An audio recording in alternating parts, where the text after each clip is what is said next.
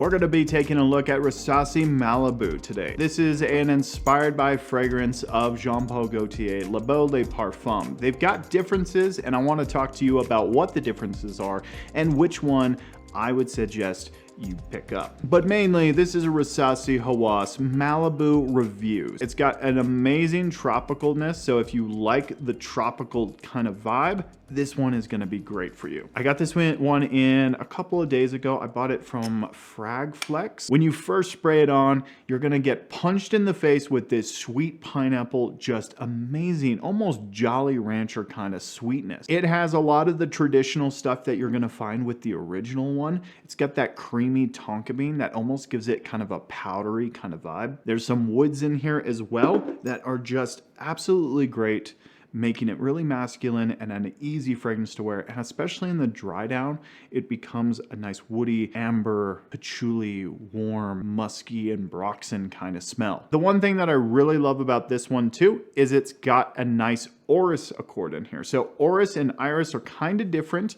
Orris is going to come across a little bit more earthy and dense. I won't get too much into it. Iris is the flower and Orris is the root system. So the Orris is going to be naturally more earthy. Orris is the stuff that they put in Diorum Intense versus Iris is what they put in something like Prada L'Homme. Iris is usually a lot fresher, lighter, and brighter. And Orris is a little bit more rich and earthy. Now they get mixed up a lot on Fragrantica and Perfumo.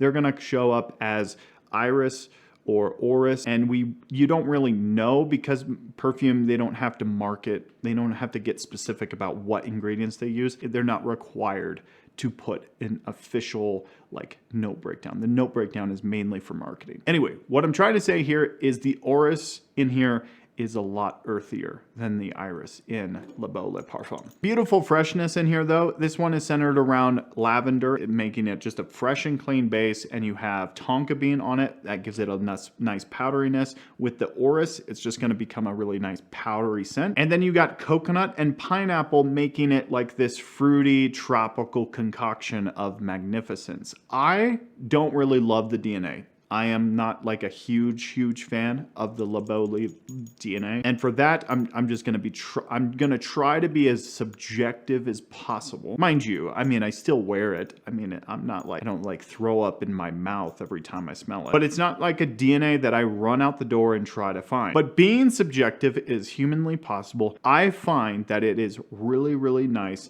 and very much in the same kind of ballpark as the original one.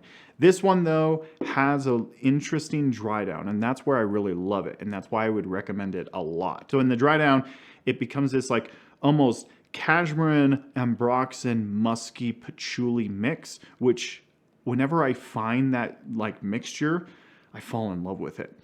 There's the same kind of mix when it dries down is Electimus Imperium. That one has the same kind of mix of a patchouli, warm ambroxan, and a nice musky character, and it's kind of found a little bit in here. Mind you, there are two different scents. Imperium from Electimus is definitely not an inspired by of this DNA at all. It's a Crediventis with a nice warm Annie dry down. Anyway, what I'm saying all in all together, this is a great option if you're looking and getting into the fragrance DNA. This is gonna do exceptionally well. I always recommend getting the original one because I think it's definitely worth it. I mean, this stuff is fantastic, but I cannot stress how amazing the dry down is on this one. Still, if you don't like powdery scents, I would say maybe veer away from it because this DNA is just a little bit powdery. It's got Iris and tonka bean, and when you mix those two together, you kind of get a powdery fragrance. If you don't like powder, stay away from Iris and tonka bean. If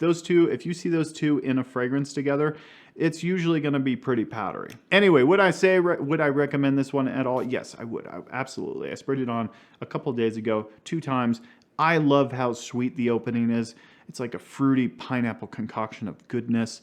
I feel like there is a little bit more sweeter fruitiness in here, but I'm not sure what it is. And then it just dries down to that absolutely amazing ambroxan, warm, patchouli, musky dry down that I just simply love. During the life of the fragrance too, it's really good. And I got great performance from it too. I was in the 8-hour range, and you know, while it was dried down, it just smelled incredible. So have you guys tried the new Malibu Hawas? I would love to hear your thoughts in the comments down below. I know that Rasasi is pumping out a whole lot of fragrances nowadays, slowly picking them up. So once they come back into stock on Fragrance Buy, I usually pick them up because I would really like to finish out the collection of the Hawas line before they release 17 more. If you have the original, what do you think of it? Do you like the DNA? Is it too powdery for you? I would love to know your thoughts in the comments down below.